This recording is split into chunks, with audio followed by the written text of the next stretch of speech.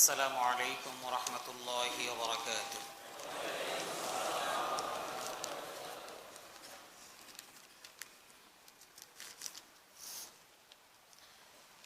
نحمده ونستعينه ونستغفره ونعوذ بالله من شرور أنفسنا ومن سيئات أعمالنا من يهده الله فلا مضل له ومن يضلل فلا هادي له ونشهد أن لا إله إلا الله وحده لا شريك له ونشهد أن سيدنا وسندنا وحبيبنا وطبيب أرواحنا محمدا عبده ورسوله الذي أرسله بالحق بشيرا ونذيرا وداعيا إلى الله بإذنه وسراجا منيرا. أما بعد فقد قال الله تبارك وتعالى في كلامه المجيد وفرقانه الحميد. أعوذ بالله من الشيطان الرجيم. بسم الله الرحمن الرحيم. الذين إن مكناهم في الأرض أقاموا الصلاة وآتوا الزكاة وأمروا بالمعروف ونهوا عن المنكر ولله عاقبة الأمور. وقال تعالى: إن الله وملائكته يصلون على النبي يا أيها الذين آمنوا صلوا عليه وسلموا تسليما. اللهم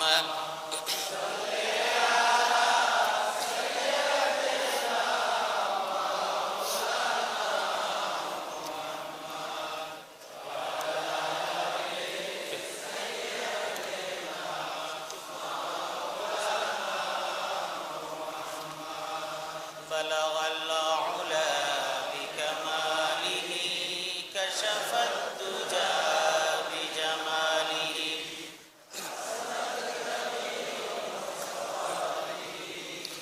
صلوا عليه وآله. الحمد لله আল্লাহ রাব্বুল আলামিনের মহান দরবারে অগণিত শুকরিয়া যে মহান রব্বুল আলামিন এই পবিত্র মাহে রমাদানের প্রথম 10 রমজান অতিবাহিত করার পর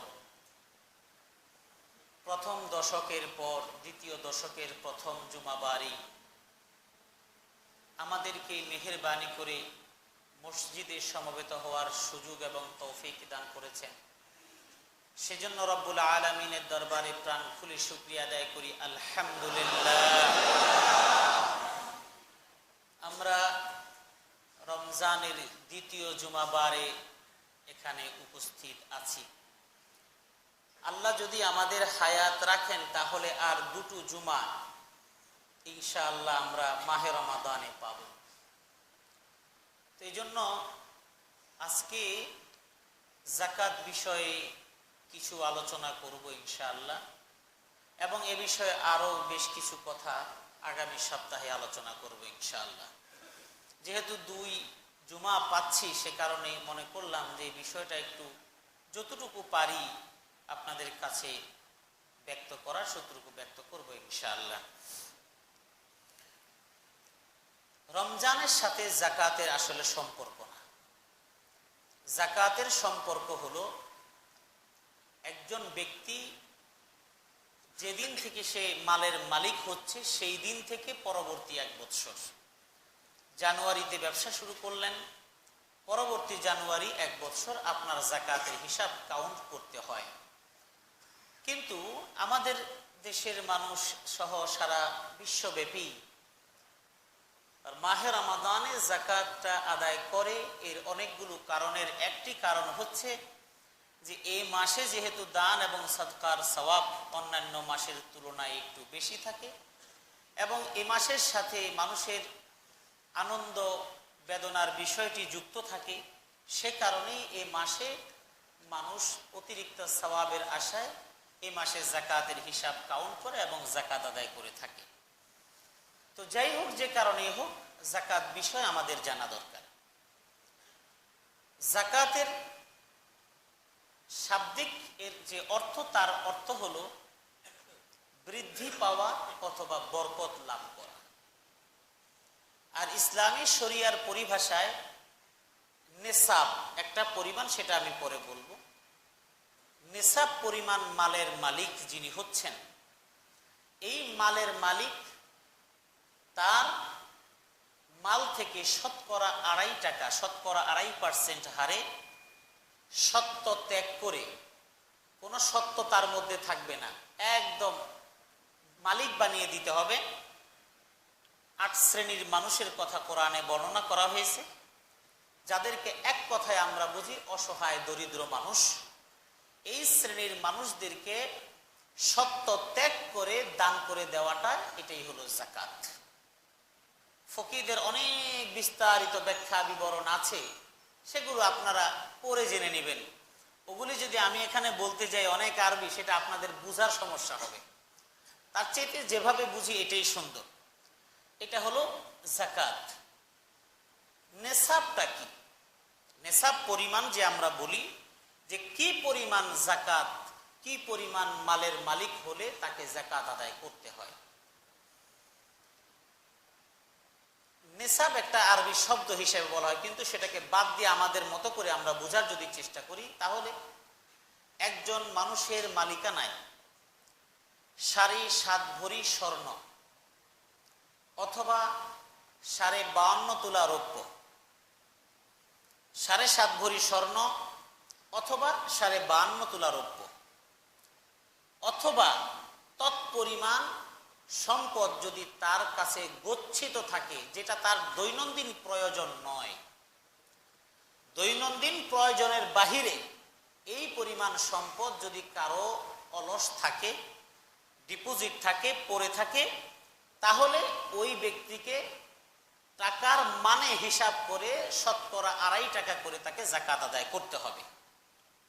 আপনাদের মনে, অনেকের মনে অনেক প্রশ্ন জাগতেছে, আমি বলতে থাকি, দেখেন আপনাদের প্রশ্নের সমাধানগুলো আপনারা পেয়ে যান কিনা।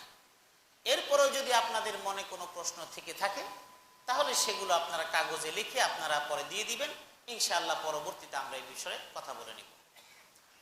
প্রশ্ন হলো যে 7.5 ভরির স্বর্ণের ভ্যালু 52.5 তোলা রৌপ্যের ভ্যালু তো এক নয়, তাহলে এইটার সিমিলারিটি কি করে এক হলো যাকাতের বিবেচনায়? প্রথম কথা হলো, যাকাত ফরজ হয় 2য় হিজরিতে।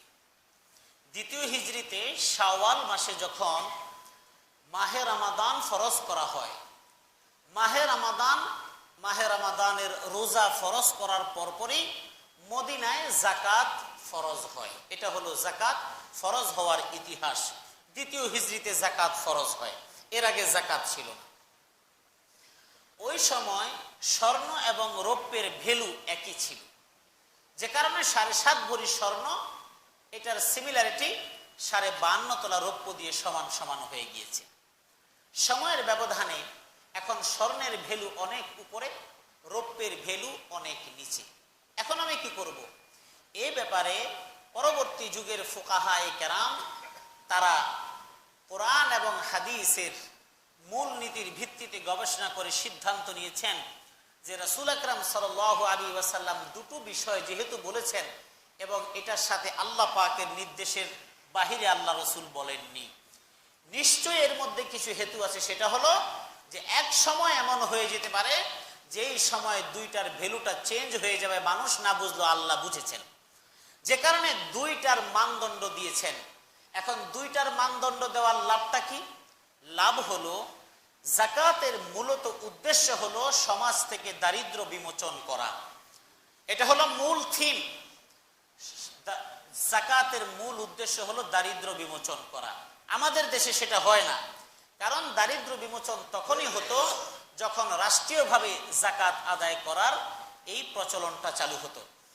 রাসূল সাল্লাল্লাহু আলাইহি ওয়াসাল্লামের যুগে রাষ্ট্রীয়ভাবে যাকাত উত্তোলন করা হতো। একটা হাদিসের মধ্যে এসছে মুআজ ইবনে জাবাল রাদিয়াল্লাহু তাআলা আনহুকে ইয়েমেনে পাঠালেন, তিনি গভর্নর হিসেবে, দূত হিসেবে পাঠালেন এবং তিনি তাকে পাঠিয়ে দিয়ে বললেন যে তুমি প্রথমে গিয়ে তাদেরকে দাওয়াত দিবে, ইসলামের পক্ষে দাওয়াত দিবে।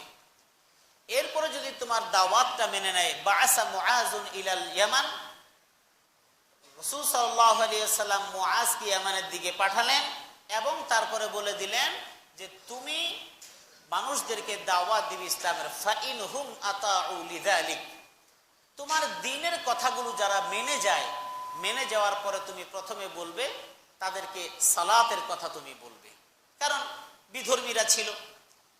ফাইনহুম আতাউ লিযালিক, যদি তোমার সালাত তারা মেনে যায়, শরীয়তের আহকামাত গুলো মেনে যায়, এর পরের স্টেজে তুমি গিয়ে বলবে যাকাতের কথা। আগেই যাকাতের কথা বলেন নেই, কারণ এই সমস্ত মানুষগুলো আগেই যাকাতের কথা বললে বিব্রত হয়ে যাবে, বিরূপ প্রতিক্রিয়া সৃষ্টি হবে।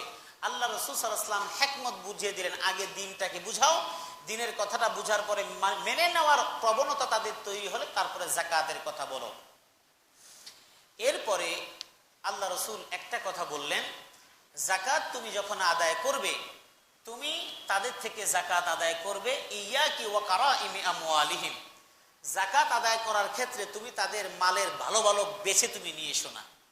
তোমার পছন্দ হলো ভালো ভালো বকরিগুলো নিয়ে আসো, তা না, বরং সামষ্টিকভাবে তুমি যাকাত আদায় করবে।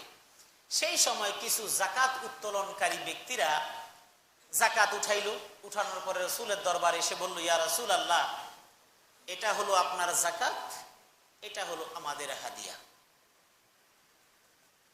এখন যেমন বিভিন্ন সরকারি লাইনে দেখেন না, লাইন নেওয়ার জন্য আপনি টাকা দিবেন অফিসকে, অফিস থেকে নির্বাচিত মিস্ত্রি আছে, ইঞ্জিনিয়ার আছে, লাইনম্যান আছে, তাদেরকে সরকার বেতন দেয় এবং তাদের কাজই হলো এই লাইন ঠিক করে, এটা তাদের বেতন।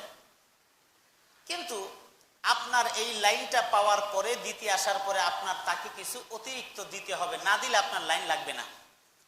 এবং এক সময় কাজের পরে মানুষ চাইতো, এখন আগে দেওয়ার পরে হিসাব নিকাশ মিলায় কোটা পূরণ হলো কি হলো না, যা দিলেন তাতে কি দ্রুত যাওয়া যাবে নাকি দেরি করে যেতে হবে।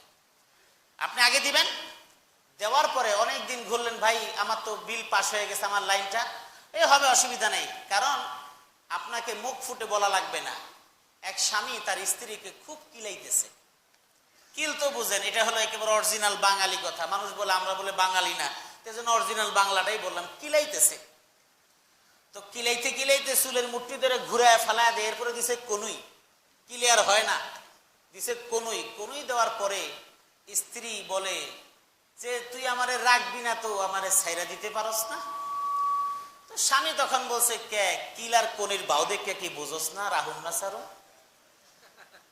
আমাদের দেশের সরকারি কর্মকর্তারা তাদের অ্যাক্টিভিটিস দিয়ে আপনাকে বুঝায় দেয় কি করতে হবে, বুঝে যান। যে কারণে অফিসিয়াল আপনার কাগজপত্র পাশ হয়ে যাওয়ার পরে একজন টোকাই লেভেলের ব্যক্তির পিছে একজন ফার্স্ট লেভেলের কর্মকর্তাকে ঘুরতে হয়, ধর্ণা দিতে হয়। আর এই সমাজের নিয়মই এটা, উচ্চপদস্থ সম্মানিত ব্যক্তিদের সম্মান করার মতো জ্ঞান যাদেরকে দেয় নেই, ওই সমস্ত নিম্ন শ্রেণীর মানুষরাই তাদেরকে অবমূল্যায়ন করে, আর তারা কামনা করে আমাদেরকে শ্রদ্ধেয় মানুষগুলো সম্মান করবে। এই যখন একটা জাতির অবস্থা হবে, ওই জাতির কপালে দুর্ভাগ্য ছাড়া আর কিছুই লেখা থাকবে না। এটা কি সরকারি কর্মকর্তা বলেন আর যে কোনো জায়গায় বলেন, সব জায়গায় শুধু তেল পাওয়ার জন্য সবাই দাঁড়ায় থাকে। আমাকে আরে ছোকরা ছোকরা পোলাপান, ওরাও মনে করে আমাদেরকে মুখে সেলুট দিয়ে চলবে। আরে তোর নাকের মধ্যে টিপ দিলে এখনো দুধ পরা বন্ধ, নাকের ওই শ্লেষা পরা বন্ধ হয় নাই। নিজের মনে করে অনেক কিছু, বহুত মানুষ আছে। ওই সমস্ত চামচাগুলো দেখবেন, আপনি একজন উচ্চপদস্থ কর্মকর্তা, ঘুরতে ঘুরতে আপনার কাছে মনে হবে জীবনে বড় পাপ করেছিলাম, লেখাপড়া করে অফিসার হয়ে ওর মতো লাইনম্যান হওয়া দরকার ছিল। এরপরে আপনি তাকে মাল পানি দিবেন না, কি দরকার ছিল, এরকম করে দেখবে কি দিলেন, অথবা বাসায় গিয়ে গুনে দেখবে কি দিলেন। দেওয়ার পরে সে সিদ্ধান্ত নিবে আপনার লাইন, গ্যাসের লাইন হোক, কারেন্টের লাইন হোক, টেলিফোন লাইন হোক। টেলিফোন লাইন তো এখন তো মানুষ নেয়ও না মোবাইল হয়ে যাওয়ার কারণে। এক সময় টেলিফোন লাইন ছিল সোনার হরিণ। ওই টেলিফোন লাইনের ব্যাপারে যারা লাইনম্যান ছিল তাদের ব্যাপারে হাজারো রকমের বক্তব্য, আমি বক্তব্য দিব না, কারণ অনেকে অনেক মন্তব্য করতে পারেন, বাদ দিলাম আমি। একদম ওভারঅল সমস্ত যারা বিভিন্ন কর্মকাণ্ডে রয়েছেন, আল্লাহ রসুলের যুগে কিছু ব্যক্তিরা পরিপূর্ণ ইমানের বলে বলিয়ান হন নাই, এমন ব্যক্তিরা এসে বলতে এটা হলো জাকাতের মাল আর এটা হলো আমাদের হাদিয়া। রাসূল সাল্লাল্লাহু আলাইহি ওয়াসাল্লাম এই কথা শোনার পরে ক্ষিপ্ত হয়ে গেলেন, রাগান্বিত হয়ে বললেন, তোমায় এই দায়িত্ব তুমি ছেড়ে দাও, দেখি তোমার বাড়িতে কে তোমাকে হাদিয়া পাঠিয়ে দেয়। তার মানে সরকার আপনাকে এই কাজের জন্য নিয়োগ করেছে, এজন্য বেতন দিচ্ছে, এটাই হলো আপনার বৈধ ইনকাম। এর বাহিরে যেটা, এটা আপনার বৈধ নয়, কারণ ওই চেয়ারে বসছেন বিধায় আপনি পাচ্ছেন, আলাদা করার এটাও সরকারের সম্পত্তি। এজন্য এখন লাইনম্যান বলেন, সরকারি কর্মকর্তা বলেন, তারা আপনার যতই পাশ হোক, যতই যাই হোক, তাদেরকে সেলামি না দিয়ে আপনি কোনো কাজ আদায় করতে পারেন না। তো ইসলামী শরিয়া বুঝিয়ে দিয়েছে না, এরকম কোনো সুযোগ নাই। যাই হোক, এখন রাষ্ট্রের দায়িত্ব ছিল লাইনম্যান রাষ্ট্রের ফোর্সে আপনার বাড়ির লাইনটা ঠিক করে দিয়ে যাবে। আবার বকশিস কিসের? এখন আর বকশিস, এখন তো বকশিস কাজ করলেও বকশিস, না করলেও বকশিস। আপনি একটা লেবারে বলছেন, এই আমার এই বস্তাটা তুমি 5 তলায় উঠাই দিবা, কত নিবা? 50 টাকা। ডিসমিস, আপনার সাথে ঠিক হয়ে গেল। 5 তলা উঠানোর পর আপনি 50 টাকা দিলেন, ওটা নিয়ে বলে যে বকশিস দিবেন না। এটা আবার কি? এটা আবার কোন বকশিস? বকশিস কাকে বলে? খুশি মনে একজন মানুষকে সম্মান দেয়, এটাই তো বকশিস। এখন আপনার সাথে কমপ্লিট করে আসলো, 5 তলা পর্যন্ত উঠাই দিবে, 50 টাকা সে নেবে, নেওয়ার পর কিছু বকশিস দিবেন না। এইরকম বিভিন্ন জায়গায় বিভিন্ন টাউট লেভেলের কিছু রিক্সাওয়ালাও আছে, ভাড়া আপনার থেকে কই নিবে, তারপরে যাওয়ার পর বলবেন চা খাইতে 5 টাকা দেন না। চিন্তা করে চাইলেই যদি পাওয়া যায়, সমস্যাটা কি? এটা হলো আমাদের সমাজের বাস্তব চিত্র। যাকাতের ক্ষেত্রে রাসূল আকরাম সাল্লাল্লাহু আলাইহি সাল্লাম বলে দিলেন, সে বাড়িতে গিয়ে বসে থাক, দেখে তাকে কে হাদিয়া পাঠায়। তার মানে হলো যাকাতের ব্যাপারে রাসূল আকরাম সাল্লাল্লাহু আলাইহি সাল্লাম অত্যন্ত সতর্কতার সাথে যাকাত উত্তোলন করার নির্দেশনা দিয়েছেন। রাসূল সাল্লাল্লাহু আলাইহি ওয়াসাল্লামের ইন্তেকালের পরে, রাসূল সাল্লাল্লাহু আলাইহি ওয়াসাল্লামের ইন্তেকালের পরে আবু বকর সিদ্দিক রাদিয়াল্লাহু তাআলা আনহু ঘোষণা দিয়ে দিলেন যে লাউ আন্না ইনাকান, একটা উট অথবা উটের একটা রশি যাকাতের জন্য যদি কেউ অস্বীকার করে, তাহলে আমি তার সাথে যুদ্ধ ঘোষণা করব। কারণ হলো যাকাত তেমনই একটি ফরজ বিধান, সালাত যেমনি ফরজ বিধান। কোরআনে কারীমের মধ্যে নামাজের কথা 82 বার 86 বার বিভিন্ন বর্ণনা বলেন, 82 বার ধরেন, 82 বার নামাজের কথা বলা আছে। এটাও ঠিক, যত জায়গায় নামাজের কথা, ঠিক নামাজের পরেই যাকাতের কথা বলা আছে। আকিমুস সালাহ ওয়া আতুজ যাকাহ, আকামুস সালাহ ওয়া আতাউজ যাকাহ। আল্লাযীনা ইম্মাক্কান্নাহুম ফিল আরদ আকামুস সালাহ ওয়া আতাউয যাকাত। আপনি যত জায়গায় সালাতের ব্যাপারে নির্দেশনা দেওয়া হয়েছে সাথে সাথে যাকাতের কথাও বলে দেওয়া হয়েছে। তার মানে হলো একজন মুমিন সে যখন প্রাপ্ত বয়স্ক হয় তার উপরে যেমন সালাত ফরজ, ঠিক একজন ব্যক্তি যখন মালের মালিক হয় তার জন্য যাকাত দেওয়া ঠিক তেমনি ফরজ। এতটা গুরুত্ব কোরআনে কারীমের মধ্যে আল্লাহ রাব্বুল আলামিন যাকাতের ব্যাপারে প্রদান করেছেন। এই যাকাত এখন ওই রৌপ্য এবং স্বর্ণ এই জায়গার মধ্যে ফকিরা যেই সিদ্ধান্ত এবং যেই ফতোয়া দিয়েছেন সেটা হলো এই, বিমা হুয়া আনফাউ লিল ফুকারা, মূল্য নির্ধারণের ক্ষেত্রে তুমি কোনটা ধরবে। বলেছেন যেই দ্রব্যের মূল্য নির্ধারণ করলে সমাজের অসহায় মানুষেরা উপকৃত হবে তার মূল্য নির্ধারণ করতে হবে। এখন যদি কারো কাছে স্বর্ণ থাকে, রৌপ্য না থাকে, তাহলে তার কাছে স্বর্ণের হিসাবটাই গ্রহণযোগ্য হবে। 7.5 ভরি হলে তখন তাকে যাকাত দিতে হবে। যদি কারো কাছে স্বর্ণ থাকে, রৌপ্য থাকে, তাহলে তার ভরিটা রৌপ্যের দিকে চলে আসবে, কারণ যেহেতু তার কাছে রৌপ্য আছে। আর যেই দ্রব্যের মূল্য নির্ধারণ করলে অসহায় মানুষগুলো উপকৃত হবে, যাকাত বের করা যাবে, 10টা মানুষ পাবে, এই হিসেবে রৌপ্যটাকে তখন নিসাব ধরতে হবে। কারো কাছে স্বর্ণও নেই, রৌপ্যও নেই, নগদ টাকা আছে, এই ক্ষেত্রে ফকিরা বলেছেন এই ক্ষেত্রে তাকে 52.5 তোলা পরিমাণ রৌপ্যের মূল্য নির্ধারণ করে জানতে হবে যে 52.5 তোলা রৌপ্যের মূল্য কত আসে। ওই পরিমাণ টাকা যদি কারো অলস পড়ে থাকে সেখান থেকেও তার যাকাত আদায় করতে হবে।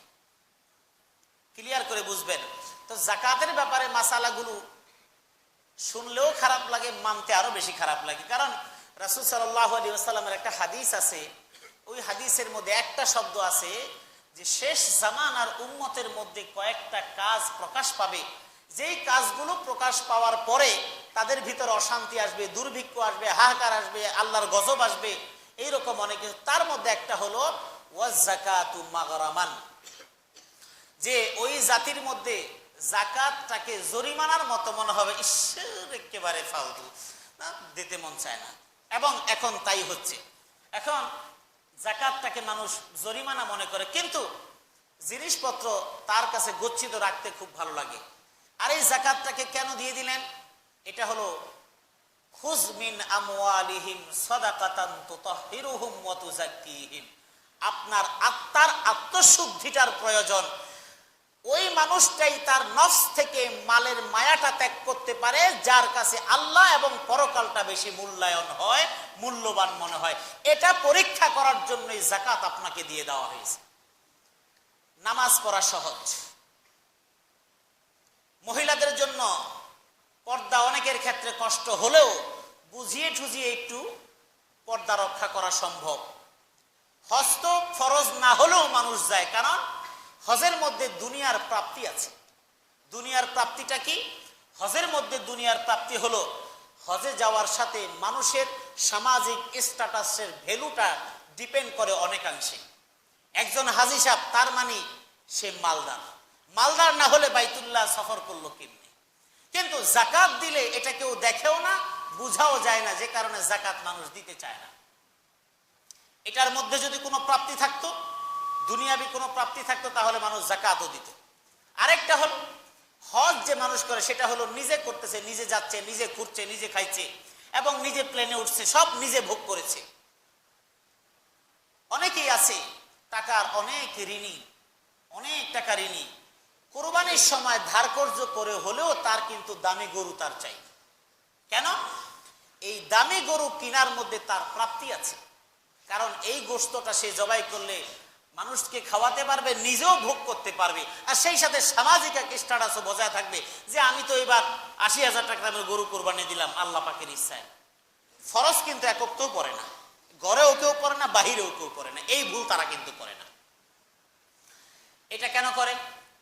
এই কোরবানিটা করে এই জন্য এইটার মধ্যে ভোগ আছে নিজের, এখানে প্রাপ্তির আনন্দ আছে যে আমি খাইলাম আর আমার আত্মীয় স্বজনদেরকে দিলাম, যাদেরকে দিলাম তারাও বললো পাঠাইছে অনেকগুলি গোস্ত, আর আমার পোলাপান খাইয়া টিডিং টিডিং ফাল পারলো, খুব শান্তি লাগলো।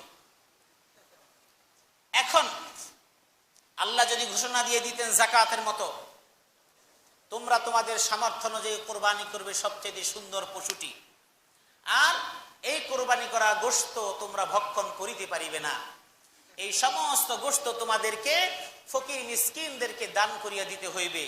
গাবতলির হাটে বড় গরু কেউ কিনতো না, সবাই ড্রাইভার দিয়ে পাঠায় দিত, যাও তো একটা ছাগলের সাইজে গরু কিনা ওখান থেকে কাউরে দিয়ে করো, সমস্যা নেই।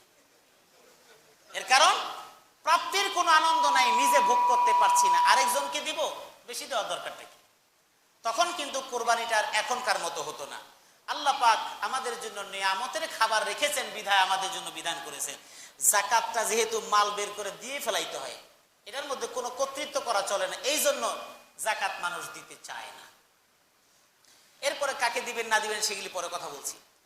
তো সুতরাং কারো মালিকানায় যদি কিছু স্বর্ণ থাকে কিছু রৌপ্য থাকে, তাহলে দুইটা মিলিয়ে 52.5 তোলা রৌপ্য পরিমাণ হয় কিনা সেটা আপনাকে বিবেচনা করতে হবে। কারো মালিকানায় যদি স্বর্ণ নাই রৌপ্য নাই টাকা আছে, তাহলে সেই টাকার পরিমাণ কেমন হয় সেটা আপনাকে রৌপ্যের ভ্যালু হিসেবে ধরে আপনাকে সেটার আলোকে প্রতি লাখে 2500 টাকা করে আপনাকে যাকাত আদায় করতে হবে। আলোচনা যখন আমরা করি তখন অনেক কিছুই তো আলোচনা করি, কিন্তু ইসলামের অনেক বিষয় থাকে সীমাহীন, অনেক কিছু আমরা হয়তো আলোচনা করার সুযোগও থাকে না। হয়তো আপনারা অনেকে মনে করেন হুজুর এই বিষয়টা বললে তো একটু ভালো হতো, এটা অনেক সময় বলে থাকেন।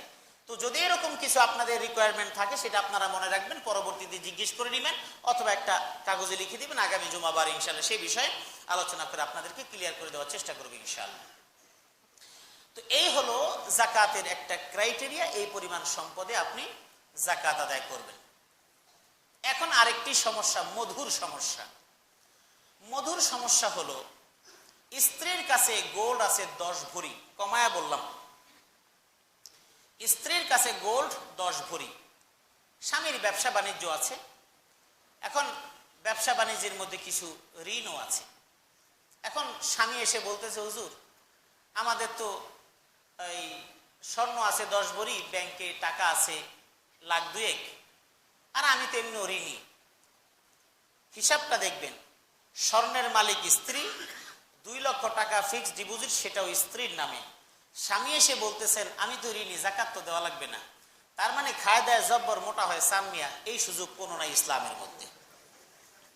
আপনার স্ত্রীর মালিকানায় যে স্বর্ণ গয়না, তার মালিকানায় যে টাকা, এই টাকা স্বর্ণের মালিক আপনার স্ত্রী, ইন্ডিভিজুয়ালি তার যাকাতের হিসাব আলাদা হবে।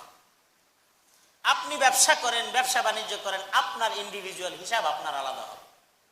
কারণ ইবাদতের ক্ষেত্রে খেতে বসলে আপনি একসাথে খেতে পারেন, ইবাদতের ক্ষেত্রে এই কাজ হবে না যে আমি 2 রাকাত পড়লাম তুমি বাকি 2 রাকাত পড়ে দিও, যে আমার শরীরটা বেশি ভালো না 4 রাকাত নামাজ আমি 2 রাকাত পড়লাম বাকি 2 রাকাত তুমি পড়ে নিও, এইভাবে সুযোগ নেই। ইবাদত যার যারটা তার, লাহা মা কাসাবাত ওয়ালাকুম মা কাসাবতুম। এখন আপনি ব্যবসায়ী চাকরিজীবী যেটাই হন, আপনার মালিকানায় আপনার টাকা কতটুকু আছে সেটা আপনি হিসাব করবেন।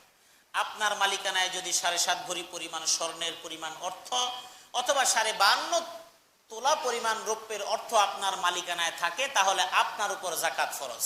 আপনার কাছে যদি এই পরিমাণ টাকা নাই, তাহলে আপনার উপর যাকাত নাই। এখন স্বামী গরিব, স্ত্রী অনেক ধনী, কারণ স্বামীর উপর যাকাত ফরজ হয় না, কারণ সে ঋণী। আর স্ত্রী এখন আবার 10 ভরি স্বর্ণের মালিক, সেই সাথে কয়েক লক্ষ টাকা ফিক্সড ডিপোজিটের মালিক। এই ক্ষেত্রে এখন স্বামী যদি বলে আমি তো আসলে ঋণী, কেমনি যাকাত, না, আপনারটা হিসাব ক্লিয়ার, আপনি যাকাত নাই, আপনার সম্পদ নাই। কিন্তু আপনার ঘরে তো আপনার স্ত্রী সম্পদ আছে, সুতরাং তার যাকাত আদায় করতে হবে। এখন যদি বলেন যে হুজুর তো আপনারা বলছেন যে ঋণী হইলে তো যাকাত দিতে, আমার বউ যদি আমারে দিয়ে দেয়, এটাও তো মাসালা হইতে পারে, বাংলাদেশের সবই সম্ভব। যে হুজুর ঋণগ্রস্তকে যদি যাকাত দেওয়া যায়, তাহলে আমার বউ যাকাত হিসাব করে ওই টাকাটা আমার দিয়ে দেয়, একই হলে ঘুরে ফিরে নিজেরটা নিজের মধ্যে রয়ে গেল, অসুবিধা নেই। এটা হলে তো ভালোই হয়।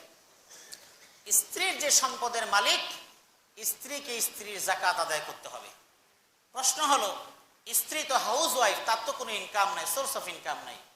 ইনকাম থাকুক বা না থাকুক সেটা দেখার বিষয় না। ইনকাম নাই, কিন্তু আপনার তো লক্ষ লক্ষ টাকার সম্পদ আপনি আটকে রেখেছেন।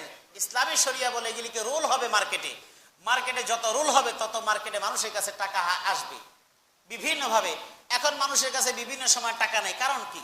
এখন সবকিছু স্থবির হয়ে আছে। যার পকেটে অনেক টাকা সে মনে করে দেখি কি হয়, দেখি কি হয়, আন্দাজে টাকা ইনভেস্ট করার দরকার নেই, পরে দেখি। টাকাগুলো যার যার কাছে কিছু সংখ্যক, বাংলাদেশের কিছু সংখ্যক মানুষের কাছে টাকা প্রচুর পরিমাণে আছে, তারা ছাড়ছে না, যে কারণে আপনার মতো আমার মতো কাঙ্গালিগুলো না খায় মরতেছে।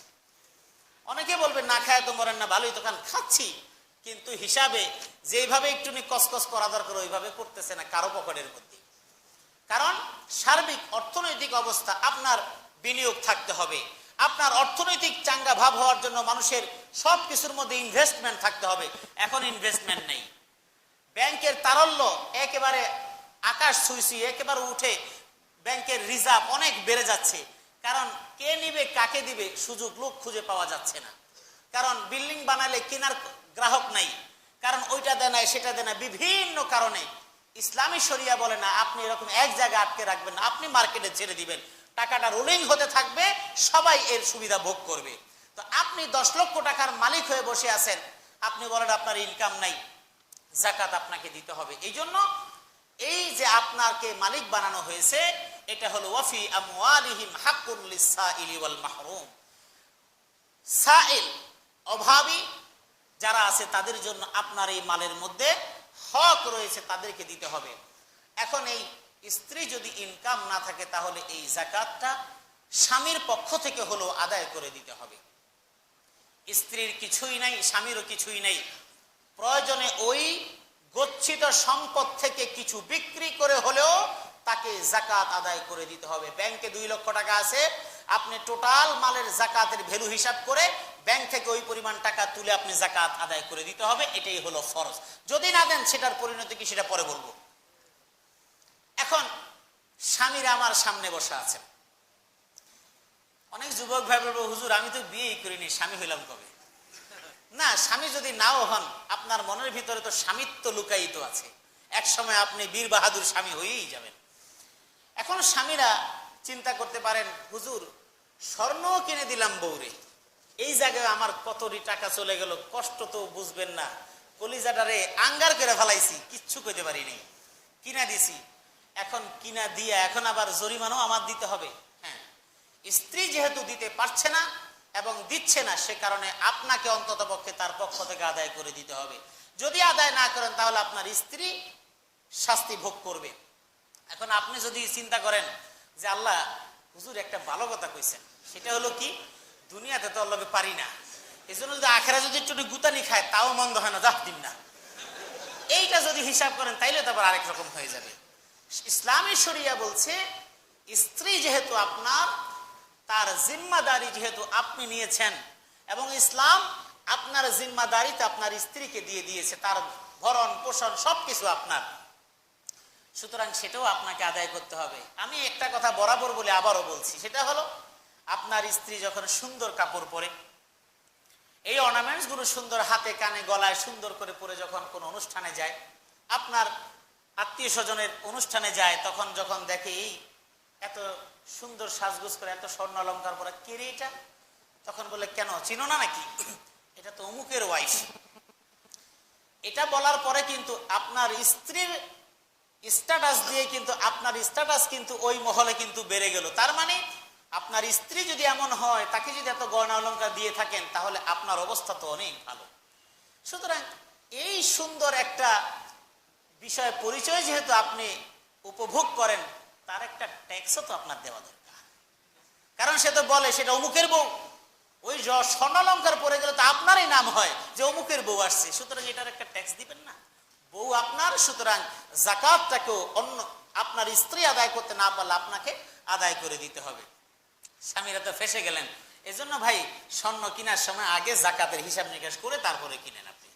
কারণ গাড়ি যেই ব্যক্তি কিনে, গাড়ি কেনার আগে গ্যারেজের চিন্তা তাকে আগে করতে হয়। মোবাইল যে কিনবে, কেনার আগে মোবাইল ব্যবহার করতে পারবে কি পারবে না সেই চিন্তা তাকে আগে করতে হয়। জামা বানানোর আগে সে চিন্তা করে আমি জামা খুলবো কিভাবে, বুতাম কিভাবে লাগবো, এটা যখন চিন্তা করেন, সুতরাং স্বর্ণ কেনার সময়, সম্পদ পুঞ্জীভূত করার সময় চিন্তা করতে হবে জমা করলে আমাকে যাকাত আদায় করতে হবে। এটা হলো শরীয়তের মৌলিক কথা। যাকাত কারা দিবে? এটা তো স্বাভাবিকভাবে একজন সামর্থ্যবান ব্যক্তি দিবে। স্বাধীন এটা সেটা বিভিন্ন শর্ত ইসলামী ফিকহের মধ্যে আছে, ওগুলি অনেক কিছু এখন দরকার নাই, কারণ এখন সবাই স্বাধীন, কেউ গোলাম না। তো মৌলিকভাবে যার কাছে এই পরিমাণ মালের মালিক এবং আকেল বালেগ প্রাপ্তবয়স্ক, তাকে যাকাত আদায় করতে হবে। কাদেরকে দিবেন? দেওয়ার ক্ষেত্রে এর মধ্যে অনেক কথা থেকে যাচ্ছে, যেগুলি আপনাদের দরকার হয় ওগুলো আপনারা পরে লিখে পাঠিয়ে দিবেন, আমরা জবাব দিব ইনশাআল্লাহ। দিবেন কাকে? কোরআনে কারীম 8টি খাতের কথা উল্লেখ করেছে। 8টি খাতের মধ্যে খুব সংক্ষেপে বলছি। প্রথম 2টা বলছে ফকির এবং মিসকিনের কথা বলছে। ফকির বলা হয় এমন ব্যক্তি যার কাছে জীবন ধারণের জন্য ন্যূনতম ব্যবস্থাপনা তার কাছেও নাই। যেমন কারো যদি দরকার হয় 50 টাকার, তার কাছে আছে মাত্র 10 টাকা, এ হলো ফকির। মিসকিন যার দরকার 50 টাকা, তার কাছে মোটেই নেই, 1 টাকাও নেই, এ হলো মিসকিন। সহজ বাংলায় বুঝালাম। ফুকাহারা এগুলির ব্যাখ্যা দিয়েছেন বিভিন্নভাবে, ওটার সারাংশটা আমি আপনাকে বললাম। এরপরে আমাদের প্রচলিত ফকিরদেরকে দেয়া যাবে কিনা সেটা আমি পরে বলবো। এরপরে হলো ইসলামী রাষ্ট্র যদি হয় বা রাষ্ট্রের পক্ষ থেকে যদি যাকাত উত্তোলন করে তাহলে তাদেরকে দেয়া যায়, এটা এখন আমাদের নাই। ওয়াল মুআল্লাফাতি কুলুব, বিধর্মীদেরকে ইসলামের দিকে আকৃষ্ট করার জন্য যাকাতের অর্থ দেয়া, এটাও এখন বাদ। কিভাবে? রাসূলুল্লাহ সাল্লাল্লাহু আলাইহি ওয়াসাল্লামের যুগে, প্রাথমিক যুগে এই মুশরিকদেরকে যাকাতের কিছু অর্থ দেয়া হতো। পরবর্তীতে রাসূল সাল্লাল্লাহু আলাইহি ওয়াসাল্লাম দেয়া বন্ধ করে দিয়েছেন এবং নিষেধ করে দিয়েছেন। আবু সুফিয়ান এবং আরো বেশ কিছু সাহাবী তারাও দিয়েছেন, কিন্তু পরবর্তীতে দেন নাই। ইমাম আবু হানিফা, ইমাম শাফিঈ রাহিমাহুল্লাহ তাআলা, তারা এই বাস্তবতাকে পর্যবেক্ষণ করেই তারা ফতোয়া লিখেছেন, লা ইউতিল কাফিরু মিনাজ যাকাতি লা লিতালিফিন ওয়ালা লিগাইরিহি। অনেক বর্ণনা আমি ছোট্ট একটু এখানে কোট করে এনেছি, যে কোন মুশরিক, কোন কাফের, কোন বিধর্মীকে ইসলামের দিকে আকৃষ্ট অথবা যে কোনো কারণেই হোক যাকাতের অর্থ দিয়ে তাদেরকে দেয়া যাবে না, যাকাতের অর্থ তাদেরকে দেয়া যাবে না। ওয়ালাম ইউতিহিম খুলাফাউর রাশিদিন, খুলাফাউর রাশিদুন বা'দা রাসূলিল্লাহি সাল্লাল্লাহু আলাইহি ওয়াসাল্লাম। মাঝখানে অনেকগুলো কথা আছে, ওগুলো বাদে আমি শেষেরটুকু বললাম। এবং তারা সেখানে উল্লেখ করেছেন যে খুলাফায়ে রাশিদিন, ইসলামের প্রথম 4 খলিফা, এই 4 জন খলিফার কেউ রাসূলুল্লাহ সাল্লাল্লাহু আলাইহি ওয়াসাল্লামের সময়ের পরে আর কেউ কোনোদিন কোনো বিধর্মীকে যাকাতের অর্থ দেন নাই। সুতরাং যাকাতের টাকা কোনো বিধর্মীকে দেয়া যাবে না। অনেকের মনে, অতি প্রগতিশীল মানুষ, তাদের মনে এই ক্ষেত্রে খুব ভালোবাসা এবং অনেক উদারতা প্রকাশ পেয়ে যায়। তারা বলে, এটা কেমন কথা হলো, অমুসলিমদের প্রতি আমাদের কি দৃষ্টি দেওয়া উচিত না? হ্যাঁ, মানবিক সাহায্য আপনি আপনার বাড়ি থেকে এনে দেন, ইসলাম আপনাকে কখনো নিষেধ করে না। কারণ যাকাতের অর্থ এটা মুসলিমদের হক। কারণ এটা অনেক সলিমদ্দি কলিমদ্দি কত সুন্দর হ্যান্ডসাম, টাকা কামাইতে পারে না 5 পয়সা। অনেক কালো এবড়ো থাবড়ো চেহারা, লেখাপড়া কিছুই নেই, এমন করে ধৈরা বহুত কষ্টে সিগনেচার শিখছে 10 বছরে, আজকে কোটি কোটি টাকার মালিক। তার অধীনে যারা চাকরি করে তারা অনেক শিক্ষিত। আল্লাহ রাব্বুল আলামিন যদি চেহারার মাধ্যমে, সুন্দরের মাধ্যমে যদি টাকার মালিক হতো, লেখাপড়া যদি রিজিকের মাধ্যম হতো, তাহলে সব শিক্ষিত মানুষ পয়সাওয়ালা হতো, গরিবরা সব না খেয়ে থাকতো। আল্লাহ রাব্বুল আলামিন বুঝিয়ে দিলেন যে না, আসলে আমি যাকে মালিক বানাবো সে ছাড়া কোনো কিছুর যোগ্যতা বলে কেউ কোনোদিন সম্পদের মালিক হতে পারবে না। যে কারণে যিনি কর্মচারী তিনি দেখতে খুব সুন্দর, যিনি মালিক, কথার কথা কেউ মাইন্ড করবেন না। আমি একটা প্রসঙ্গ, একটা গাড়ির, মনে করেন একজন গাড়ি চালাচ্ছে, এখন যিনি গাড়ি চালাচ্ছেন তার চেহারা আর যিনি গাড়ির মালিক দেখে হিসাব মিলে না, হিসাব উল্টা হলে ভালো হতো মনে হয়। এমন বহু আছে, লাখো লাখো আছে। কিন্তু চিন্তা করা দরকার যে আমাকে ওই জায়গায় আল্লাহ বসাতে পারতেন, আমাকে আল্লাহ ওই জায়গায় না বসিয়ে আমাকে এখানে বসিয়েছেন, নিশ্চয়ই এর মধ্যে কিছু কারণ আছে। আল্লাহ রাব্বুল আলামিন কোরআনে কারীমের মধ্যে বলে দিলেন, ওয়াফি আমওয়ালিহিম হাক্কুন লিসসাইলি ওয়াল মাহরুম। তোমাকে যে আমি মালের মালিক বানিয়েছি, এটা সম্পূর্ণ টাকা কিন্তু তোমার না, সম্পূর্ণ মাল কিন্তু তোমার না। আমি ভালো মনে করেছি যে তোমার কাছে দিলে নিরাপদ, আমি এই জন্য তোমাকে মালিক বানালাম। ওয়াফি আমওয়ালিহিম হাক্কুন লিসসাইলি ওয়াল মাহরুম। অভাবী মানুষদের হক তোমার মালের মধ্যে আছে, তুমি যদি দাও তো ভালো কথা, যদি না দাও তাহলে আমি সিস্টেম করে তোমার থেকে নিয়ে নিব, সেটা আমি পরে বলবো। যদি দাও তাহলে তোমার ভালো কথা, যদি না দাও তাহলে আমি তোমার থেকে নিয়ে নিব, যে কোনো ভাবে আমি নিয়ে নিব। বহু টাকার মালিক জাকাত দেয় না, 50,000 শাড়ি কিনা বাড়ির সামনে লাইন ধরে দিয়ে দিছে, কিন্তু জাকাত হয়েছে 50 লক্ষ টাকা। শাড়ি দিছে 50,000 টাকার শাড়ি, কিন্তু জাকাত হয়েছে 50 লক্ষ টাকা। এমন বহু কোম্পানি বাংলাদেশে আছে, এটা আমি কমই বললাম, কয়েক কোটি টাকা, বহু কোটি কোটি টাকা জাকাতই হয়, কিন্তু দেয় না।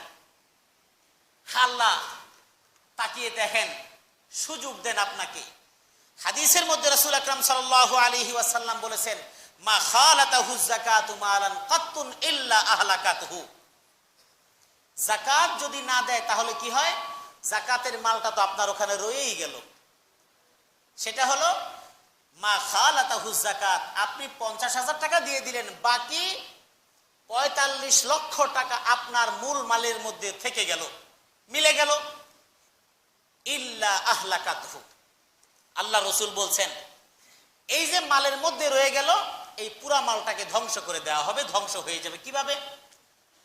আমের কার্টনের মধ্যে 2টা আম পচা, ওই 2টা আম পচা যদি ফেলে না দেয় তাহলে অটোমেটিক্যালি এই পচা আমের কারণে বাকি আমগুলো দ্রুত পচে যাবে। আলুওয়ালারা আলু বিক্রি করে, যখনই যদি বস্তার মধ্যে একটা পচা আলু পায় ওটা ফেলে দেয়, কারণ এই পচা আলুটা সর্বনাশ করে ফেলবে পুরা বস্তা। আল্লাহ রাসূল সাল্লাল্লাহু আলাইহি ওয়াসাল্লাম বলেছেন, মা খালাতাহু যাকাতু মালান ইল্লা আহলাকাতহু। মালের যাকাত পরিপূর্ণভাবে দেয় নাই, মালের মধ্যে রয়ে গেছে, ধ্বংস হয়ে যাবে। ব্যবসা বাণিজ্য করতেছে খুব ফুরফুরে মেজাজে, হঠাৎ রাত 2টার সময় টেলিফোন আসলো, জাহাজ তো একটা ওই সাগরের মধ্যে ডুবে গেছে, 100 কোটি টাকার মাল শেষ।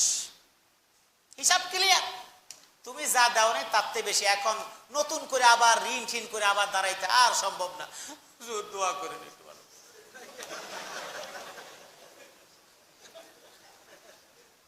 হঠাৎ ফোন আসলো, ফ্যাক্টরিতে আগুন লেগে সব তছনছ হয়ে গেছে। একই কাহিনী, যাকাত আপনি আদায় করলেন না, এক সময় দেখা গেল আপনার বাংলাদেশের কোনো চিকিৎসা আপনার কুলায় না, এয়ার অ্যাম্বুলেন্স ভাড়া করতে হয়। আল্লাহ নেওয়ার তো একটা সিস্টেম লাগবে তো, কারণ এখানে যদি আপনার চিকিৎসা, ওই টাকাগুলি কোথায় খরচ করবে? এখানে তো অল্পতে পার পেয়ে যাবেন, এই জন্য এয়ার অ্যাম্বুলেন্স ছাড়া আপনি যেতেও পারবেন না।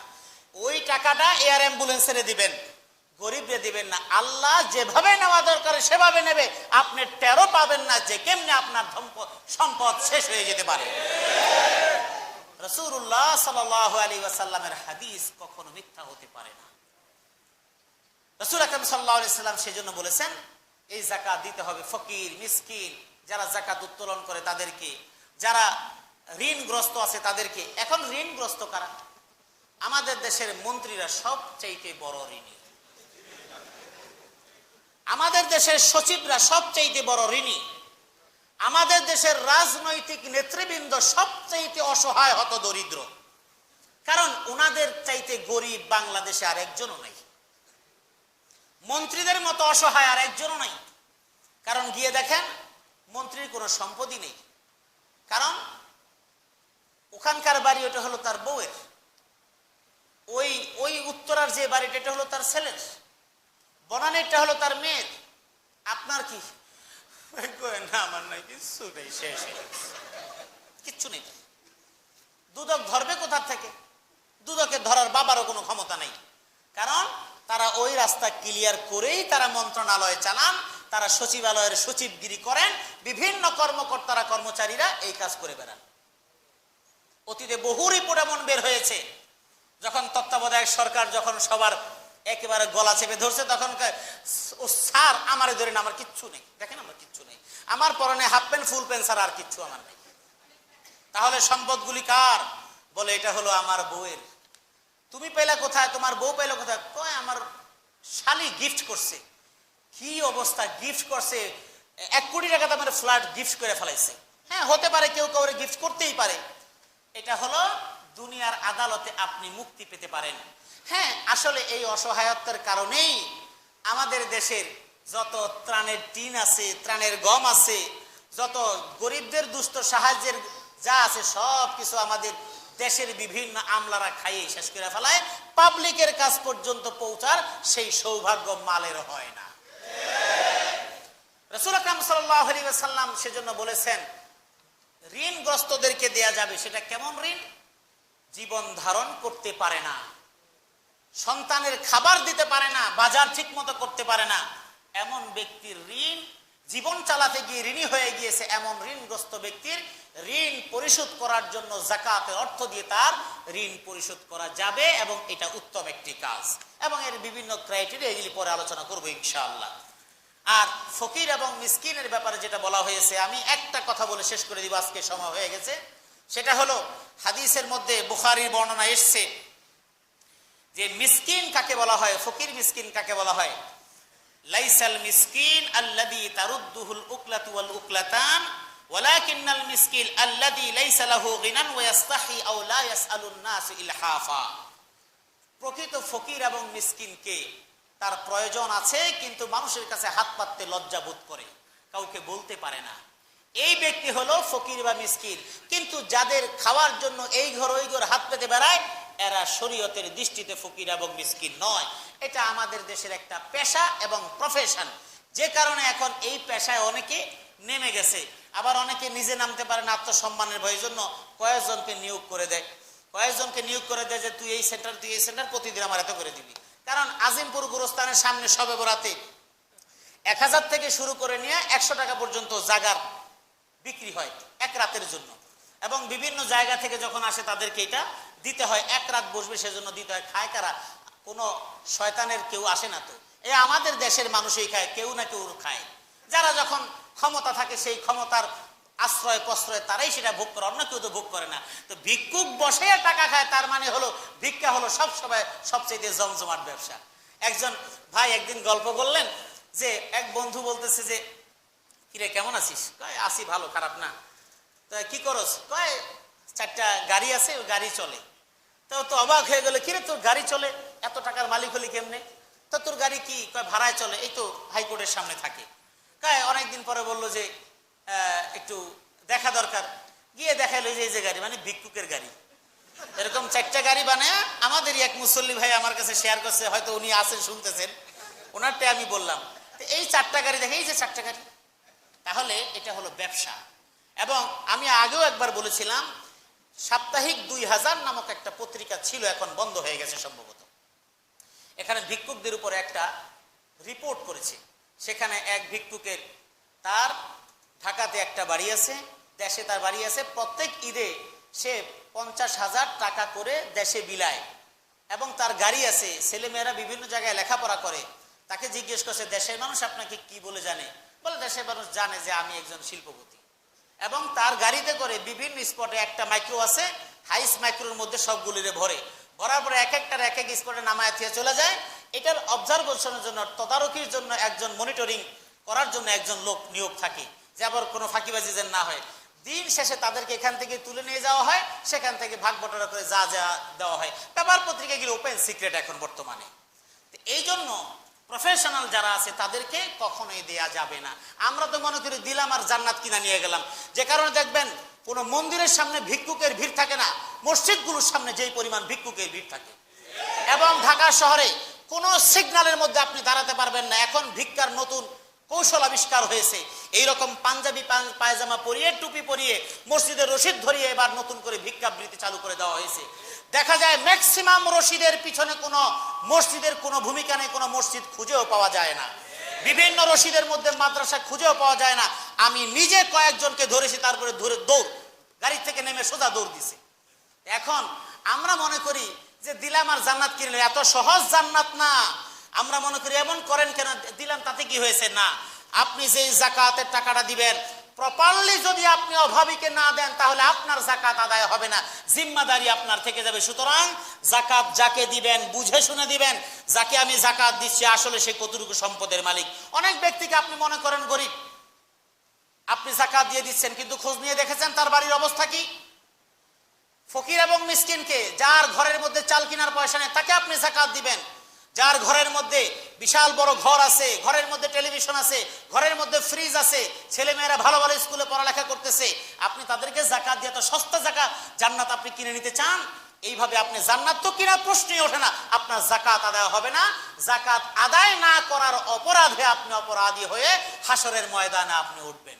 এই জন্য যাকাত দেওয়ার ক্ষেত্রে সচেতন হতে হবে এবং প্রপারলি যারা অভাবী তাদেরকে খুঁজে খুঁজে যাকাত আদায় করতে হবে। এ বিষয়ে আরো গুরুত্বপূর্ণ কথা ইনশাআল্লাহ আগামী সপ্তাহে পেশ করব।